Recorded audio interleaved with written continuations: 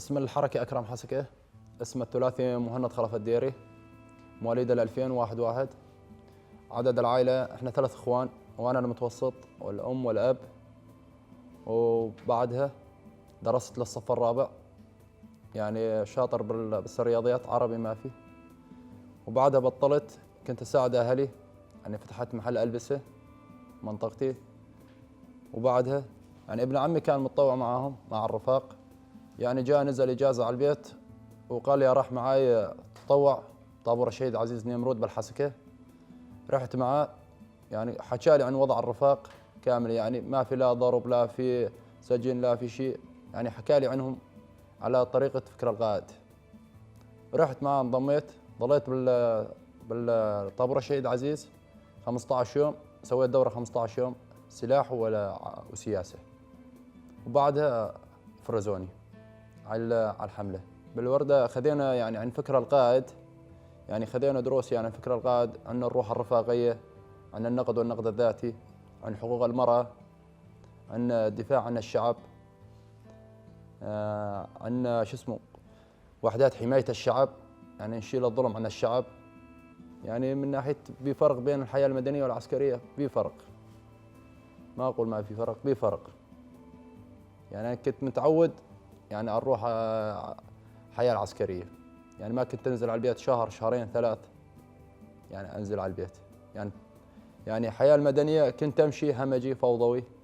يعني بعد ما جيت على الرفاق، يعني بدال ما انزل اجازه، يعني اكثر شيء اهتم مع الرفاق. يعني الرفاق معي هم يساعدوني، نشتغل مع بعضنا، هدف واحد، يعني ما في حدا احسن من حدا، كنا هدف واحد. يعني ما بفرق بين العربي وبين الكردي وبين السرياني وبين الاشوري، كنا اسمنا قوات سوريا الديمقراطيه.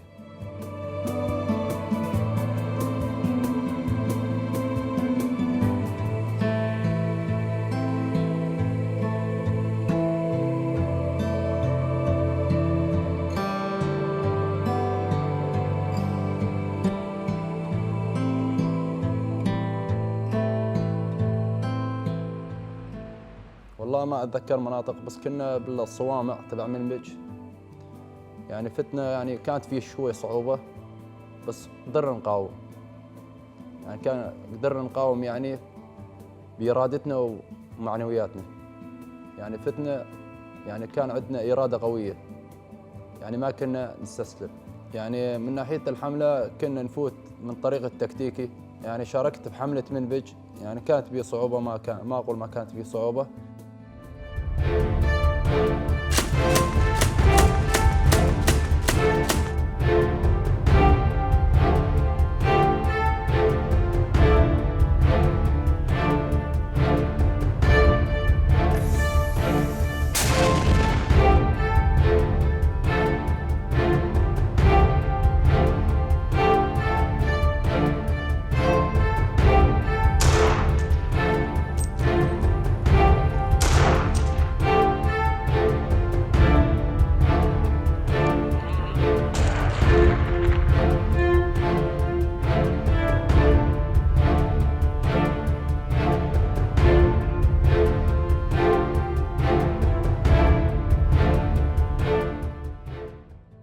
بعدين شاركنا بحملة الرقة، الجزرة.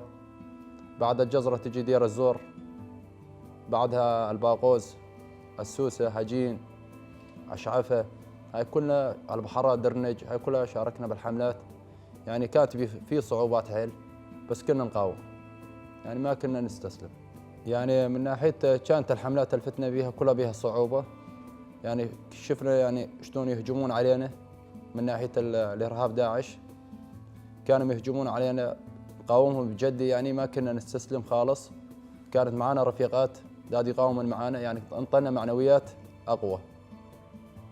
يعني كنا مع بعضنا هدف واحد، يعني كنا نخلص من ظلم داعش. كانوا يهجموا علينا بالليل، كانوا يهجموا علينا الصبح عن صلاة الفجر، يهجموا علينا. صار علينا حصار تقريبا شي مرتين 3 بالنقطة اللي كنت بيها أنا. يعني ظليت نهارين متحاصر وقت سقطة الباغوز. يعني ظليت نهارين تقريبا لا أكل ولا دخان ولا مي. يعني كنا ناكل تمر. المهم انه ما استسلمنا الا ما جت قوات ديريك وقوات منبج ساعدونا طلعنا منطقه الباغوز. الارهاب داعش كان زارع القام، يعني فينا السجر بالحنفيات تبع الخزانه، المي، البوب، يعني من ناحيه القرف ملقمينها كلها. كنا بالرفاق يعني كانوا اكثريتها يعني بالالقام تصاوبت، يعني ما كانت يعني اكثر شيء كله بالالقام تصاوبت.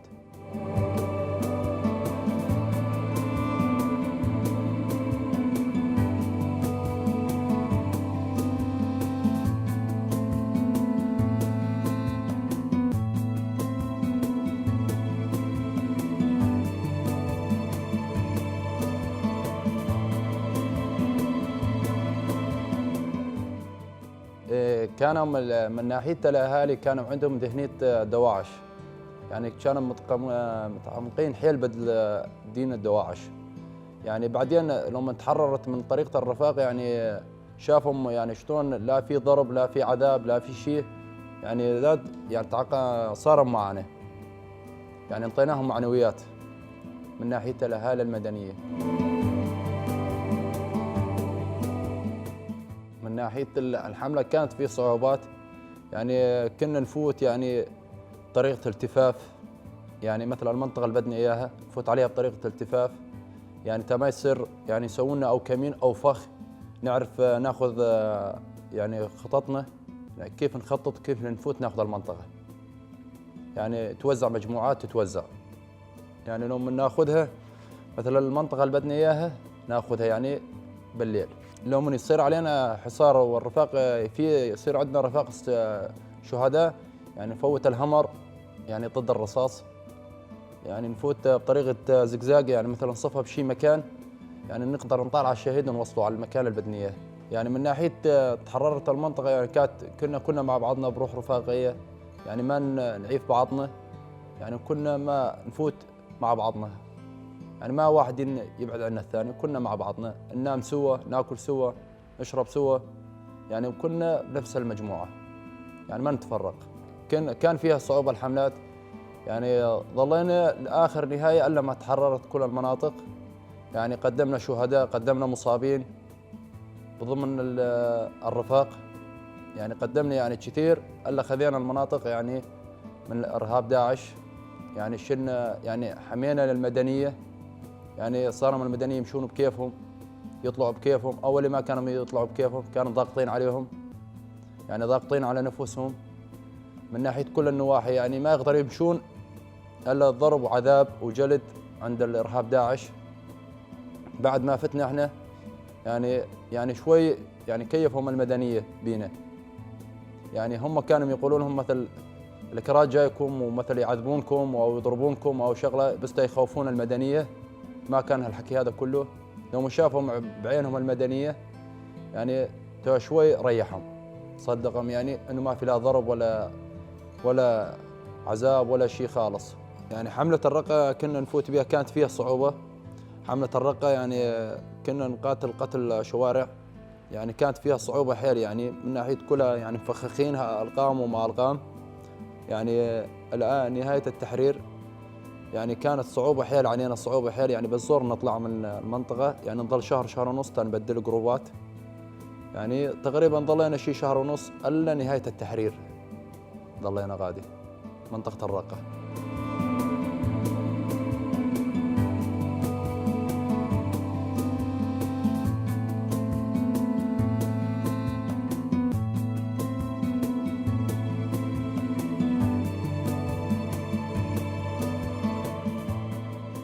كان عندهم قناصين يضربون بينا، كنا نفوت بين البيوت يعني من طريقة القناص، يعني ما كنا نستسلم، يعني كنا نفوت اللوجستيك بصعوبة على الرفاق، يعني كله ركض بركض، يعني مثلا نحط شناطي بظهرنا نركض ركض نفوت اللوجستيك جوا للرفاق، مثل المي أو الأكل، يعني كانت تفوت لوجستيك قليل، يعني من ناحية يعني كانوا كثار يعني ضاغطين من ناحية القناصين، أما ما كان عندنا خوف، بس شوية القناص هو كان يضرب علينا، بس كنا نفوت اللوجستيك صعوبة، كانوا نفوت جروبات صعوبة. مثل الحنفيات كلها كانوا مزارعين فيها الغام. مثل اللي تفوت على البيت زارعين فيها الغام عند الباب، مال الباب، البراد، هاي الادويات الالكترونيه كلها زارعين بها الغام. جرات القناني، ما جرات القناني، هاي كلها زارعين بها الغام. بس كانوا من الرفاق ينبهونا، يعني يقولوا ديروا بالكم، يعني قبل ما تفوتوا ديروا بالكم، يعني مشطوا قدامكم، مشطوا البيت قبل اضربوا به قنبله او قنبلتين مشان ما يطق عليكم مفخخات قنابل. وكنا نمشط بالامور هاي الرفاق. النهايه ظلنا الا نهايه التحرير منطقه الرقه. يعني الاهالي ما كانت موجوده، كانوا مطالعين على المخيمات. يعني بعد ما تحررت الرقه وزبطت امورها صلحت الرقه رجعت الاهالي. كنا نحكي لاهاليتنا هي يعني ايش كان يصير معنا وما يصير معنا بالحملات. يعني ظلينا مقاومين نهايه التحرير برا منطقه الرقه. يعني بحمله الجزره كانت مناطق كلها جريات، يعني كنا نفوت عليهم. يعني كانت فيها الاهالي المدنيه، كانت في داعش. يعني داعش هجموا على منطقه الجزره بعد ما حررناها وثبتنا نقاط بها. يعني هجموا عليها تقريبا الساعه 4:30 الفجر. ذبحهم المدنيه، ضربهم المدنيه الارهاب داعش. يعني بعدين طلعنا احنا، يعني قمنا عليهم قاومناهم الا ما طلعوا من منطقه الجزره. من هالشغله هاي ظلينا يعني ناكل لوجستيك، يعني ما ناخذ اكل او اقراض من الاهالي المدنيه. يعني مقاومين على هالشغله هاي. يعني وقت وصلنا لمنطقه الجزره يعني المدنيه يعني افتخروا بينا وقت وصلنا. يعني شافون لا في عذاب، لا في ضرب، لا في شيء. كانوا ارهاب داعش يخافون بيهم وضاغطين على نفوسهم. يوم انفتنا يعني كيفهم المدنيه علينا.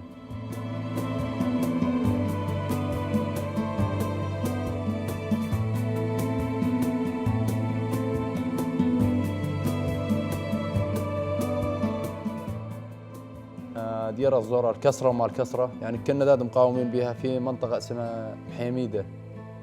يعني ظلنا مقاومين بها شيء 4 ساعات 5 ساعات الا ما طلعناهم. انهزم والقتل. يعني تقريبا ظلنا شيء 4 ساعات مقاومين 5 ساعات كانوا يعني يضربون علينا. يعني ظلنا مقاومين يعني من ناحيه، بس ما كانت في اهالي، كانت الاهالي طالعه برا السكه تبعيت منطقتهم دير الزور. يعني ما في غير هم فايتين بينا الاهالي. كانوا يضربون بينا، يعني ما نفكرهم مدنيه لهم يضربون بينا. بعدين طلعنا الاهالي ورا السكه تاخذين المناطق دير الزور. يعني من ناحيه الرفاق كانوا يشاركون بالحملات. يعني كنا مع بعضنا اراده قويه، معنويات. يعني ما حد كان يخاف. يعني كنا يعني ايد واحده. يعني ما بيتفرق بين هذا يعني او خايف او شغله، كنا هدف واحد. يعني كنا نقاوم. يعني كنا داد نخبر الرفاق مثل يجينا دعم او شغله، يصير علينا هجوم شغله يجينا دعم.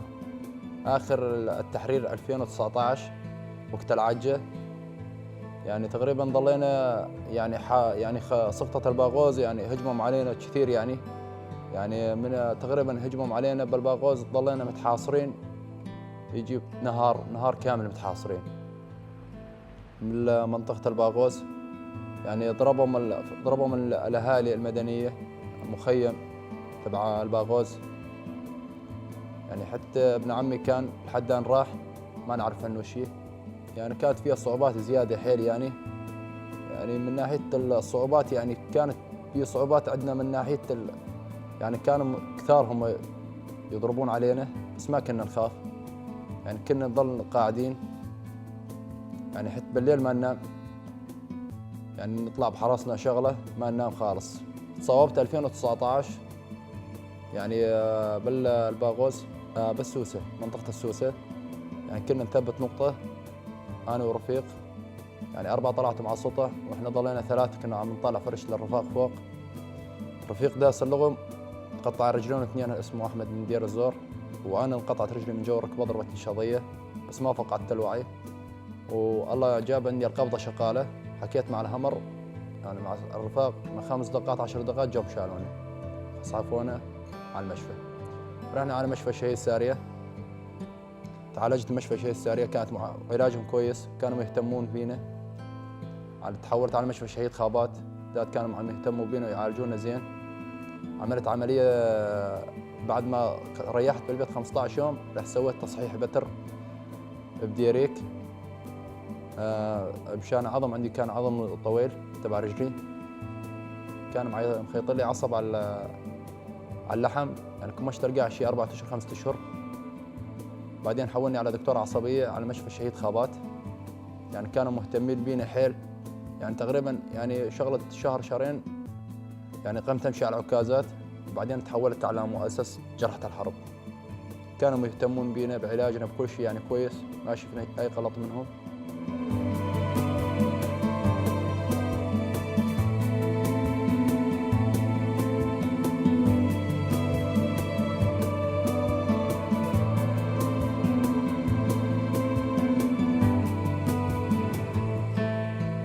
يعني عملت دورة بأكاديمية الشهيد دشتي أمنوس، عملتها دورة 2.5 شهر، يعني ظليت بالرقة تقريبا 2.5 شهر. كنا يعني بالبيت كنا قاعدين، يعني كنا شوي يعني متعقدة نفسيتنا، ما كنا متابعين بالحركة. لما رحنا على الدورة تعمقنا حيل بفكر القائد، كانوا يعطينا القميصون أكثر شيء عن الروح الرفاقية، عن حقوق المرأة، الكتاب تاريخ الشرق الأوسط كنا عم ناخذه، يعني تعمقنا كنا مع بعضنا، كنا نشارك يعني احنا قمنا نشارك القميصون على كل الفكرة، نقرا بالكتاب، احنا قمنا نعطيه، يعني هو يعطينا واحنا نعطيه. يعني الكتاب اللي خذينا من فكر القائد لازم نكون نطبقه يعني بالحركة، بالعمل، بالفعاليات، نلتزم بكل شغلة يطلبونها منا الرفاق. الدورة هل يعطوني 15 يوم سياسية وعسكرية. دروس كانوا مداد يعطوني عن فكر القائد، يعني أكثر شيء علمونا من ناحية النقد والنقد الذاتي، عن حقوق المرأة. يعني البارودة ما كنا نعرف عليها نضرب، يعني الرفاق علمونا يعني كيف نفكها، كيف نطبقها. مثل على البكسي نفس العملية، على كل أنواع السلاح علمونا عليه، يعني ما كنا نعرف عليه، أول مرة نشيل سلاح، يعني علمونا عليه الرفاق، كيف ننتشر، كيف نمشي مثل مداهمات أو شغلة، علمونا الرفاق. يعني من ناحية بيت الجرحى يعني معاملتهم معنا كويسة، يعني مثل من ناحية الرفاق مشاركين بعملهم، مثل المفروز على الشبيبة الثورية، على الجوهرية، يعني كلهم بالفعاليات. مثل القاعدين بالبيت، يعني من ناحيتين كنت قاعد بالبيت كانت متعقدة نفسيتي، يعني هسه أنا مستمر متابع بالحركة.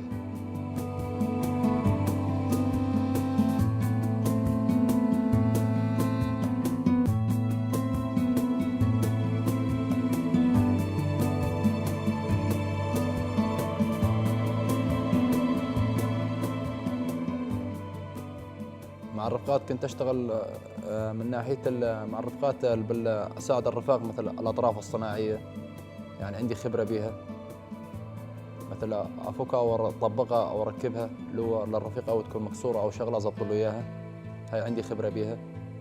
وخبرة بالعلاج، يعني كنت مع الرفيق جواد، كان رجلين 2 مقطعات، كنت أساعده مثل على العيادات، مع العيادات أودي الرفاق. مثل عندي خبرة ثانية فيزيائي، فيزيك، مثل عمل الرفاق اللي ما يقدر يمشوا عمل لهم فيزياء، لا على ايدي اشتغل. من المشافي يعني صارت عندي خبره. ومركز الاطراف داد من القاده، لما كنت اروح على مركز الاطراف داد خذيت خبره منه. عملي يعني انه من ناحيتي يعني اظل مستمر مع الرفاق، يعني ما راح ابطل، يعني نهايتي اظل مع الرفاق، يعني وهي عمل يطلبونه مني انا جاهز. يعني من ناحيه 6 تشرين، يعني احنا كنا من اسبوع 6 تشرين، يعني انا ما كنت افوت جو معاهم بالمسيره، بس كنت قاعد جوا، يعني كانت رجلي شوي مكسوره، يعني كانوا يعني يمشون، يعني يفوتون المدنيه جوا مسيره، يعني تقريبا من ناحيه يعني الطياره كانت تضرب، بس ما كانوا حدا، يعني كانوا مقاومين، كانت معنوياتهم قويه، يعني كانوا يخصفون المدنيه، ايش ذنب المدني عم يخصفوا الطياره. تمام، ان شاء الله يفك اسر القائد، ولازم يكون بيناتنا القائد، الله يفك اسره من 4 حيطان.